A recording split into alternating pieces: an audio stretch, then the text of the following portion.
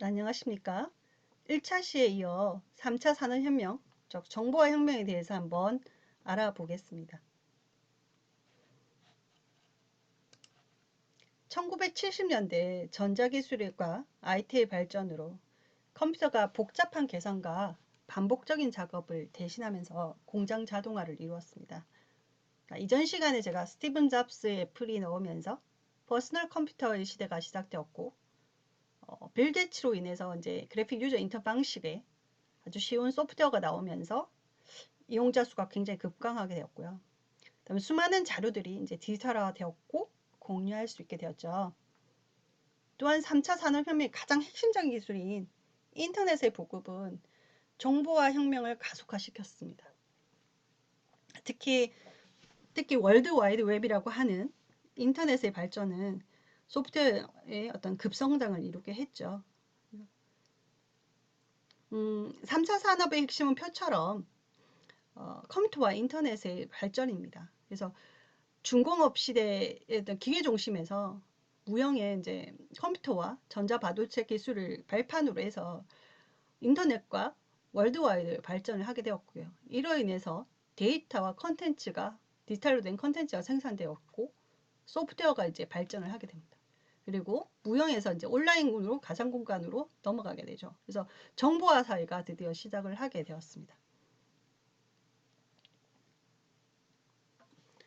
정보화 혁명은 다양한 데이터 정보 등을 생산, 가공, 처리, 유통을 통해 기존의 제약의 가치를 높이고 ICT, Information, Communication, 테크놀로지가 되겠죠. 그래서 정보통신 기술을 통해서 창의적이고 생산적 방식을 통한 부를 창출하게 되었습니다.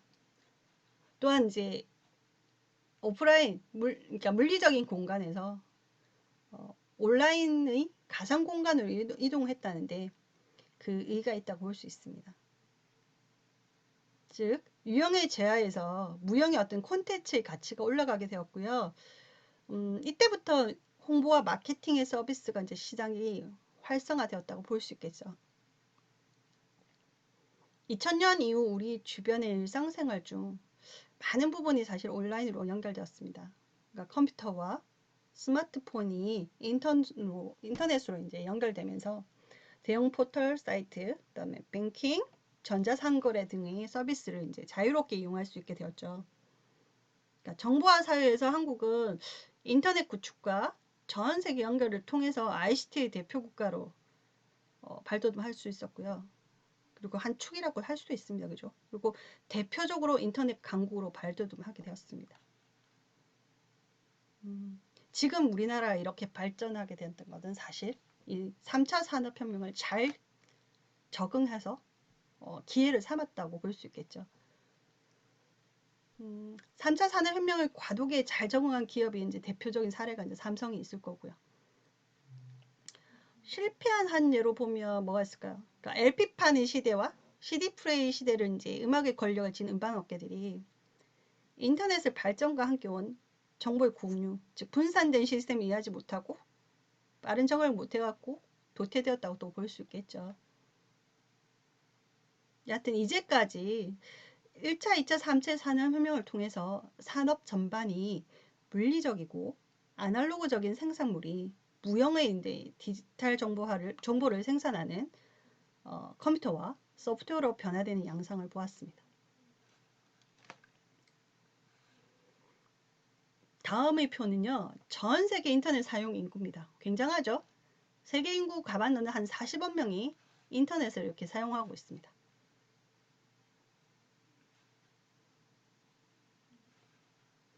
근데 여러분, 인터넷을 어떻게 사용하나요?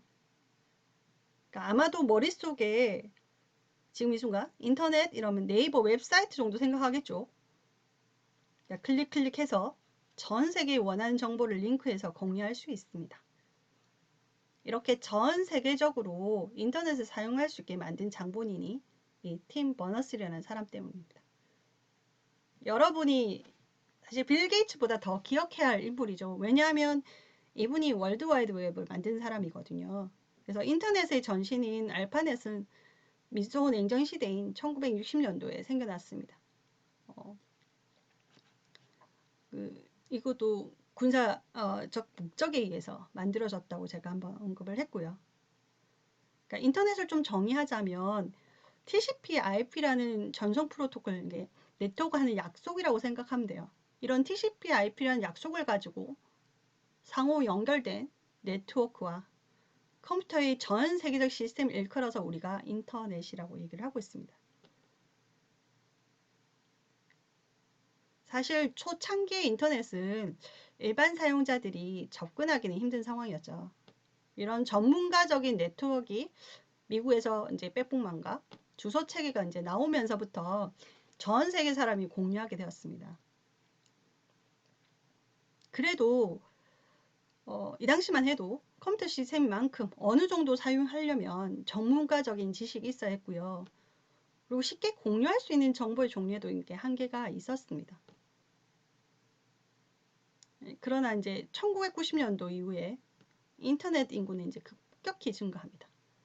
69년도 알파넷에서 시작해서 현재까지의 인터넷의 이제 사용 인구를 확인하면 급변하는 시대가 1990년대 전후로 바뀝니다.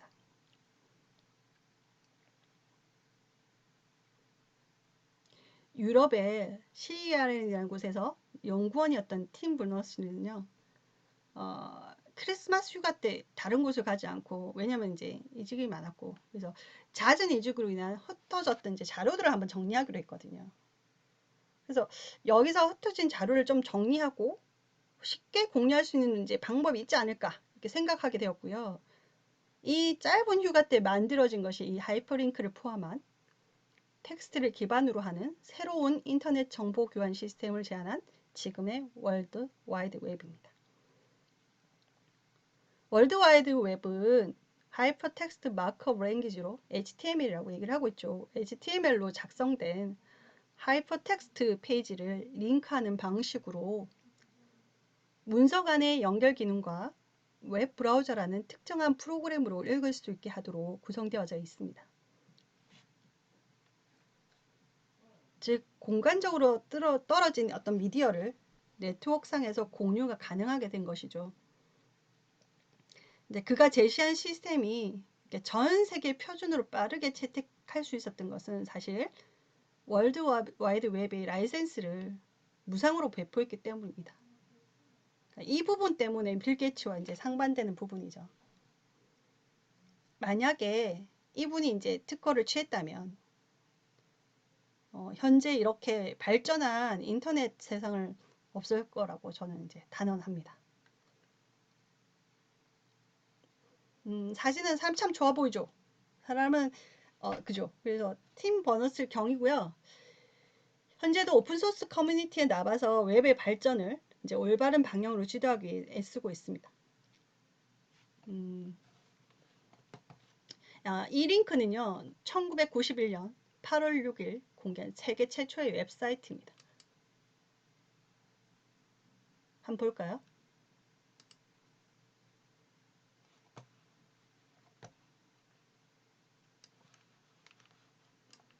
자, 보이시죠? 세계 최초의 웹사이트입니다.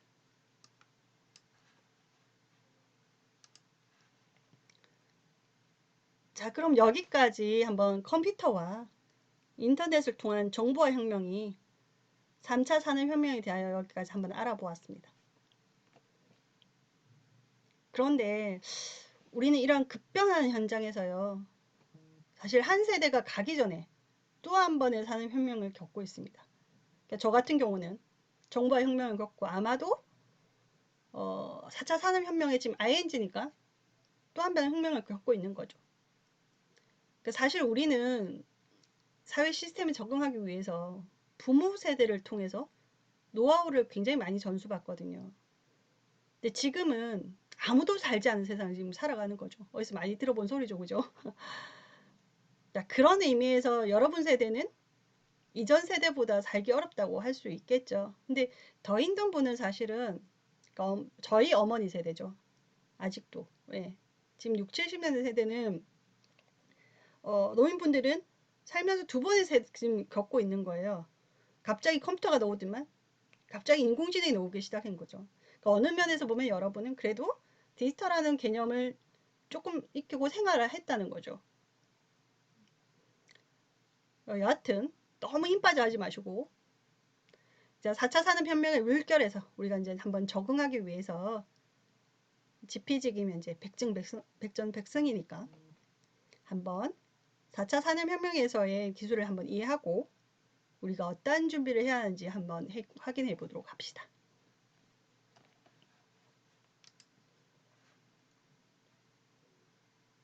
4차 산업혁명은 21세기 초지능혁명이라고 얘기를 하고 있습니다. 초지능, 초연결혁명이라고 얘기를 하고 있죠. 그래서 인공지능, 로봇, 생명고가 같은 기술 발달로 바튼업 기술의 컴퓨팅 기술로 인한 산업사회 변화라고 정의 내릴 수 있습니다.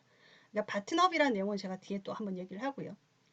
또한 IoT 기술과 빅데이터, 컴퓨터가 스스로 생각하고 판단하여 행동하는 시스템인 인공지능 기술 발전으로 인해서 산업 및 사회적 격변이 특징이라고 할 수 있습니다. 그러니까 3차 산업혁명이 탑다운 중심, 즉 이제 규칙 기반의 프로그램을 통해서 어떤 컴퓨팅 기술을 반영했다면요, 자동화 기기가 나오기 시작한 거죠. 4차 산업혁명은 인공지능, 로봇 기술, 생명과학 기술을 기반으로요, 빅데이터의 기반으로 빅데이터를 학습을 통해서 컴퓨터가 스스로가 알고리즘을 구현하는 컴퓨팅이라고 할 수 있습니다. 그러니까 바튼업 기술이라는 것은 우리가 뭔가를 가르치지 않아도 학습을 통해서, 기계가 스스로 학습을 통해서 규칙을 만들어내는, 그리고 알고리즘으로 구현하는 컴퓨팅이라고 할 수 있겠습니다. 표처럼 이제 빅데이터, ICT 발달, 인공지능 출현, 그리고 로봇 기술 이런 것들이 발달로 생각하는 컴퓨팅, 그러니까 인공지능이 탑재되는 컴퓨팅이 나오기 시작했고요. 그러니까 움직이는 컴퓨터, 언제든지 우리가 컴퓨터를 할 수 있죠. 그래서 자율주행 자동차나 드론 같은 것들이 이제 나오기 시작합니다.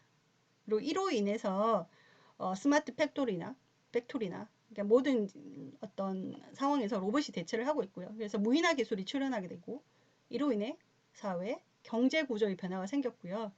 그다음에 많은 교육 직업이 이제 사라지게 되었고 또 생겨나고 있습니다. 그리고 또 그에 맞춰서 교육의 환경도 변하기 시작을 했죠.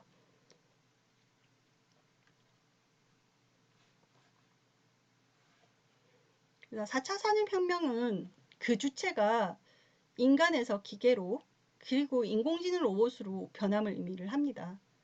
그래서 기반 기술인 인공지능, 그리고 로봇 기술, 그리고 생명과학의 발전과 덧붙여 5G, 차세대 초고속 통신망을 통해서 4차 산업은 더욱더 가속화될 거라고 얘기를 하고 있습니다.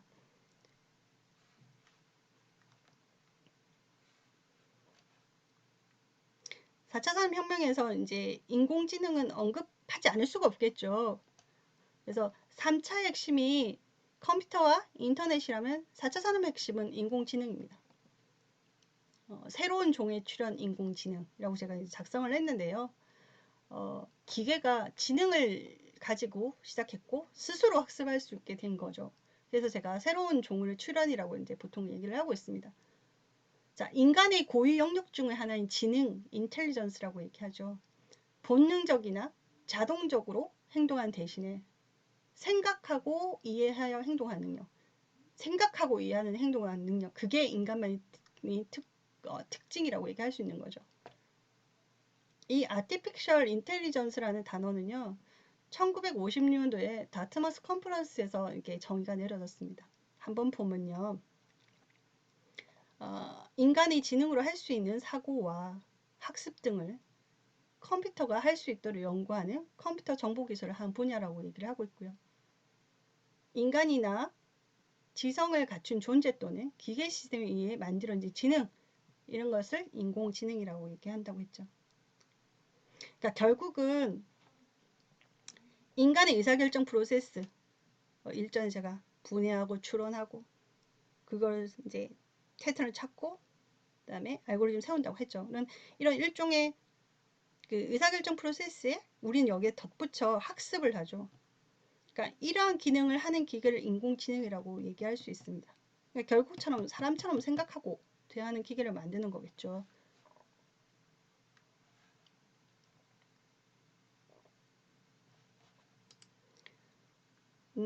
다음은 1956년도에 아까 다트머스 컨퍼런스의 어떤 공고문입니다. 그래서 여름에 다트머스 컬리지에서 10명 내외 과학자가요, 학회를 마련합니다. 그래서 그때의 공고문이거든요. 한번 읽어보겠습니다. 우리들은 뉴햄프셔주의 하노브에 있는 다트머스 대학에서 2달간 인공지능에 관한 10가지 연구를 주제를 다룰 예정입니다. 인공지능 연구들은 학습 기능을 포함한 지능이 가진 모든 원론적인 기능들이 기계의 시뮬레이션에 의해 실현화된다는 것을 기반으로 전개하고 있습니다. 기계가 언어를 사용을 하고, 그죠? 인간도 그렇죠. 추상이나 개념을 형성하며, 인간이 그렇죠. 인간만이 풀 수 있는 문제를 풀고 자기 자신을 진화시켜 나가는 것을 목표로 하고 있습니다. 덧붙여 자기 자신을 진화한다면 결국 학습을 할 수 있다는 거죠. 결국은 개념을 위해서 언어를 사용해서 계속 배우는 것을 의미를 합니다.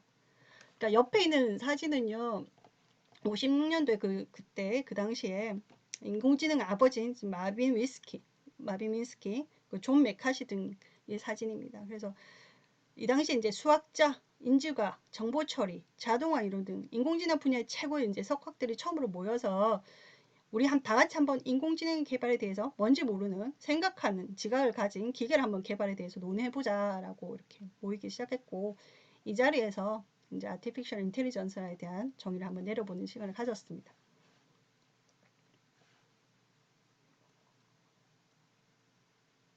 근데 여러분, 그렇다면 이론적인 것이 우리가 AI라고 부르는 것이 1956년도, 그러니까 제가 앨런 튜링 얘기를 때문에도 50년도 이전에 나왔다고 한번 얘기를 했었죠. 그 논문과 이론이 어떤 초기 이론이 나왔던 것이 거의 60년 전에 나왔거든요. 그러니까 그러한 기술이 이제 빛을 발한 거죠. 왜일까요? 인공지능이 처음에 나왔을 때는 인공지능 이론이 처음 나왔을 때는요, 굉장히 낙관론적으로 생각했습니다.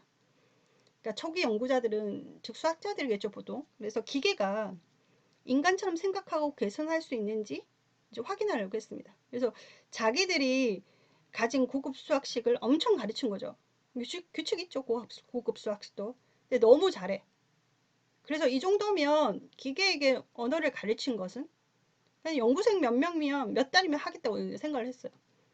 그러니까 앨런 튜링마저도 컴퓨터 시스템이 늘어서 못할 뿐이지 컴퓨터 시스템만 제대로 받쳐준다면 말하는 기계 만들 수 있다라고 생각을 했었거든요.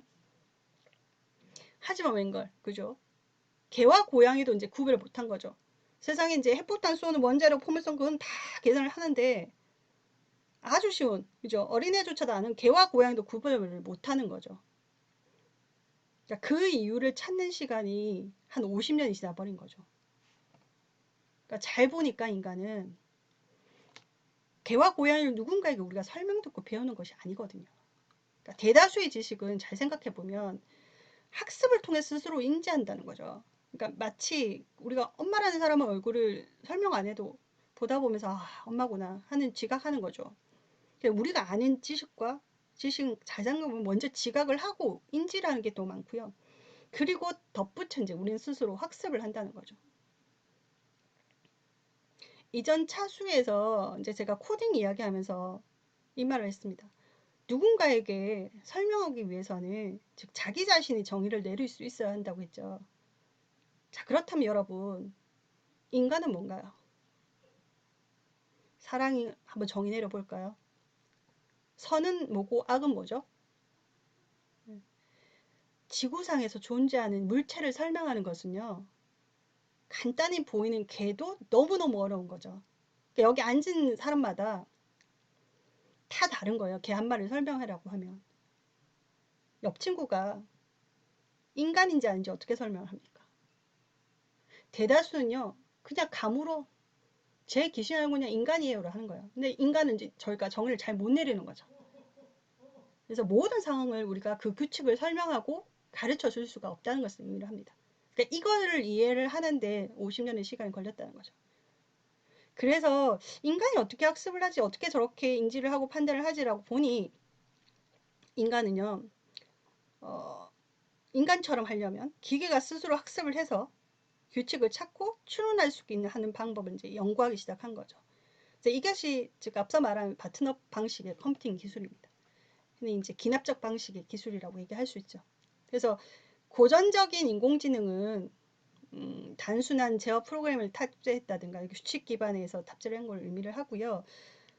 지금의 이제 머신러닝, 그러니까 기계학습의 인공지능은 검색 엔진 내장 및 빅데이터를 활용을 해서 자동적으로 판단하는 것이 가능한 인공지능을 얘기를 하고 있습니다. 만약에 이렇게 인간처럼 학습을 시키려면 어떤 기술이 한번 필요할까요? 학습을 시킬 수 있는 엄청난 양의 데이터가 필요하겠죠. 그래서 즉 비정량의 빅데이터와 이를 학습시킬 수 있는 하드웨어 시스템, 즉 컴퓨터의 발전이 필요하겠죠. 특히 그래픽 프로세스 유닛이라고 해서 GPU, 흔히 말하는 그래픽 카드요. 그죠? 이전에는 CPU, 센트럴 프로세스 유닛, 중앙정보 처리 장치의 성능도 굉장히 중요하지만 현재 학습의 데이터들이 거의 영상이 많거든요. 그래서 병렬로 처리하는 이제 GPU 기술의 발전 필요하고요. 그다음에 센서 반도체 이런 기술이 이제 굉장히 중요하게 되었습니다. 또한 결국은 인간을 모방하는 기계인 만큼 인간 본연의 성찰도 굉장히 필요하겠죠. 그래서 인간의 지능은 결국 이 작은 뇌에서 오니까 인간 내에서 일어나는 걸 한번 연구를 해봐야 되겠죠. 그래서 빅데이터라든가 컴퓨터의 발전과 인간 뇌에 대한 연구를 통해서 56년도에 그 나왔던 인공지능 기술은 2016년 이후에 비약적으로 이제 발전할 수 있게 되었습니다. 최근 5년 이내 그 인공지능 기술의 성과가 사실 50년 전, 그 50년 동안 쌓은 성과보다 훨씬 더 많습니다. 그러니까 알파고에 알파고를 또 알파고가 나왔죠. 그래서 알파고 프로젝트 이제 끝났습니다. 그죠? 네. 보통 이제 인공지능은요, 수익 능력 차원에서 특화형 인공지능과 범용형 인공지능으로 나눌 수 있습니다. 특화형은 개발 영역에서 있어서 지적으로 행동하는 것을 의미하고 약한 인공지능이라고 하죠. 알파고가 아무리 바둑을 잘 둔다고 해서 글을 잘 쓸 수 있는 것은 아니거든요. 근데 하지만 인간은요, 잘 생각해보면요, 알파고만큼 바둑 잘 두면요, 어느 정도로 다른 기능도 그에 준하는 일을 수행할 수 있거든요. 이처럼 다른 영역에서 다양하고 복잡한 문제를 해결할 수 있는 것이 제너럴한 인공지능, 그러니까 범용 인공지능이라고 얘기를 하고 있습니다.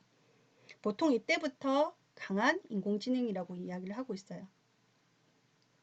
그러니까 현재는 약한 인공지능에서 스스로 과제를 발견하고 자율적으로 능력을 높여가는 강한 인공지능을 향해 가고 있죠. 자, 그렇다면 이제 인공지능이 계기가 된다면, 인공지능은 한번 개인적으로 한번 계기가 된다면 살펴보도록 하고요. 4차 산업혁명의 이제 마중물인 빅데이터에 대해서 한번 알아보도록 합시다. 빅데이터란 데이터가 어마어마하게 많은 양, 생산량뿐만 아니라 생성 주기도 굉장히 짧고요. 형태도 수치 데이터뿐만 아니라 문자와 영상까지, 즉 비정령까지 모두 포함하기 때문에 기존의 방법으로는 수집, 저장, 분석 등이 불가능한 데이터를 이제 말을 합니다. 그래서 빅데이터의 특징은 기본적으로 3B라고 요약됩니다. 그래서 볼륨, 버라이어티, 벨로시티 이렇게 크기, 다양성, 속도가 다르다고 해서 우리가 빅데이터라고 얘기를 하고 있습니다. 실시간으로 생산되는 데이터의 크기와 특징이 다양한 만큼 빅데이터를 활용 위해서는 이를 처리하는 속도도 빼놓을 수 없는 요소겠죠. 그래서 우리가 사용하는 스마트 기기들, 앱, 소셜미디어까지 스마트 인프라가 구축되면서 교육, 의료, 교통, 공공 분야까지 빅데이터의 활용 영역은 점점 더 넓어지고 있고요. 앞으로 그 가능성은 무궁무진할 거라고 이제 예상되고 있습니다. 참고로 제가 옆에 쓴 빅데이터와 상반되는 말로 한번 알았으면 하는 말로 빅브라더라는 말이 있습니다. 1949년도 출판된 조지 오웰의 디스토피아적 소설인 1984에 등장한 인물이거든요. 빅브라더이요. 텔레스크린을 통해서 개인의 일거수일투족을 감시를 하고요. 언어와 사고를 통제하여 영구적인 집권을 기획합니다. 그러니까 미래의 감시 사회를 비유를 하고 있습니다. 놀랍죠? 49년도의 미래를 예측했어요. 마치 지금의 현재 우리처럼 모든 비정형 데이터, 즉 여기 개인정보도 포함이겠죠. 이러한 데이터를 통해서 누군가에게 감시받을 수 있음을 이제 암시하고 있습니다. 뭐 지금처럼 밖에 나가지 못한다면요, 여러분. 이를 기회를 이용해서 넷플릭스의 2차 세계대전 다큐를 한번 보면 2차 산업혁명의 기술적 발전을 재밌게 한번 볼 수 있거든요. 제가 장담하건대 그 어떤 영화보다도 극적이고 재밌을 겁니다. 그리고 또 위에 언급한 조지 오웰의 1984는 아마도 필독이었죠. 필독이었으니 한번 읽어보도록 하고, 또 한 권을 한번 더 추천한다면 데이터 과학자 캐시 오닐의 대량 살상 수학 무기라는, 제가 알기로는 이게 번역본이 나와 있거든요. 도서를 추천하고 싶네요. 그래서 이 책에서는 알고리즘과 빅데이터는 전혀 객관적이지 않고요.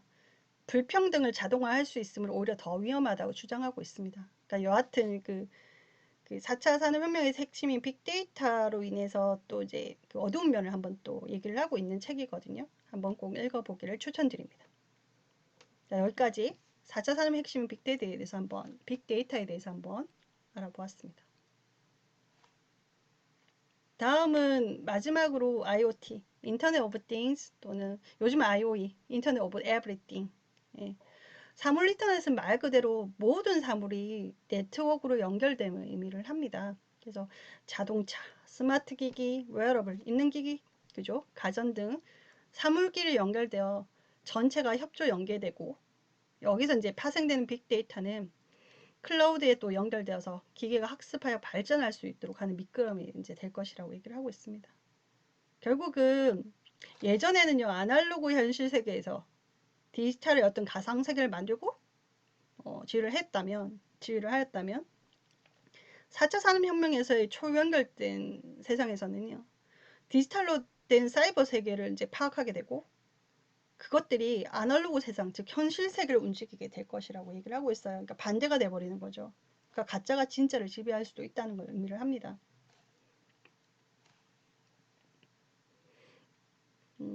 이러한 세상에서는 또 이제 사물 인터넷 도입으로 비즈니스 가치가 굉장히 또 달라지게 되었거든요. 또 세 개로 한번 제가 요약을 해봤는데, 첫째로는 실시간 연속적인 비즈니스가 될 것이라고 얘기를 하고 있고요.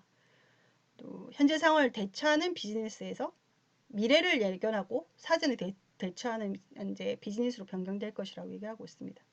그러니까 마지막으로 에코시스템, 즉 생태계 시스템, 생태계를 의미를 하거든요. 생태계 비즈니스로 변할 것이라고 얘기를 하고 있어요. 우리가 생태계에서 별이 멸종한다면 인류 또한 이제 멸종한다는 것처럼 얘기를 하죠. 그래서 서로 무관할 것 같지만 사실 생태계는 다 유관되어 있거든요. 그러니까 서로 유기적으로 연결되어 있습니다. 마치 그래서 4차 산업사에서도요, 사물 인터넷을 통해서 모든 것이 공유되고 컨버져서 융합되어서 새로운 가치를 생산할 것이라고 얘기를 하고 있습니다. 서로 영향을 준다는 거고, 이런 걸 의미를 하죠. 자, 이 사진은 1906년대 초 이제 뉴욕의 거리입니다. 여기 마차로 가득한 도로가 보이시죠? 여기에 말 말고 자동차가 함께 있습니다. 한번 찾아보았습니까? 네, 여기 있습니다. 이거는 다음 사진은 한 10년 후에 똑같은 거리에서의 사진입니다. 반대로 이제 그 수많은 마차는 사라지고 자동차가 가득하죠. 한 대의 마차가 있긴 있습니다. 한번 찾아볼까요? 여기 있습니다. 단 몇 년 만에 이렇게 급변하게 되었습니다. 4차 산업사회도 이것보다는 더 급변하게 될 거거든요. 사실 이때와 4차 산업은 가장 큰 차이점이 있습니다. 아까 앞서 알다시피 말도요, 마차도 사람이 조종하잖아요. 그죠?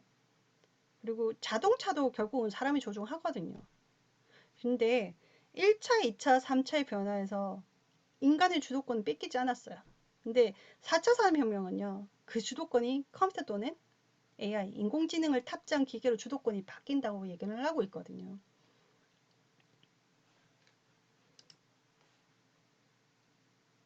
그래서 4차 산업혁명은 지금 이렇게 진행 중입니다. 그러니까 미래 올 게 아니라 지금 ING거든요.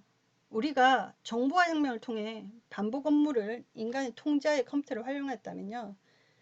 4차 산업혁명은 인공지능, 로봇, IoT, 빅데이터를 통해서 지역을 초월한 실시간으로 연결되고 공유될 거라고 얘기를 하고 있습니다.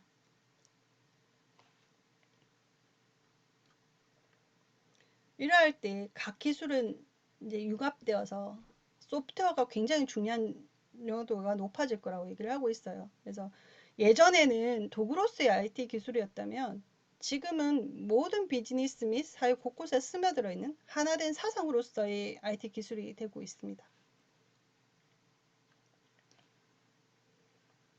AI, IoT, 빅데이터, 센서, 로봇, 클라우드 등 다양한 기술과 융합되어진 사회에서 사실 소프트웨어의 기반에 다양한 융합의 산물이 사회를 변화시킬 거라고 얘기를 하고 있거든요.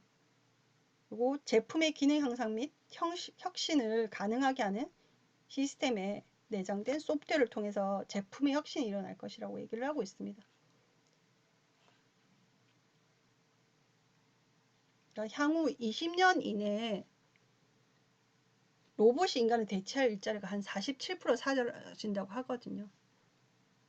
그러니까 소프트웨어 파워업으로 통해서. 그러니까 이러한 상황에서는 우리는 소프트웨어를 중심으로 발전하는 기술 분야의 연구도 중요하지만요. 기계를 이해하고 소통할 수 있는 언어로서의 제2 언어인 코딩과 통계를 분석하고 정보를 이해하는 능력이 아주 중요하다고 생각되어집니다. 마지막으로 앞으로 사회가 요구하는 문제는요. 코딩을 프로답게 다 같이 개발자 되자고 하는 것은 아니고요. 컴퓨터에 대한 이해를 발판으로 해서 지금처럼 인간의 일반적 사고 능력과 컴퓨터의 능력을 융합함으로써 문제 해결을 위한 논리적인 사고방식을 지닌 인간이 아닐까 이렇게 생각이 듭니다.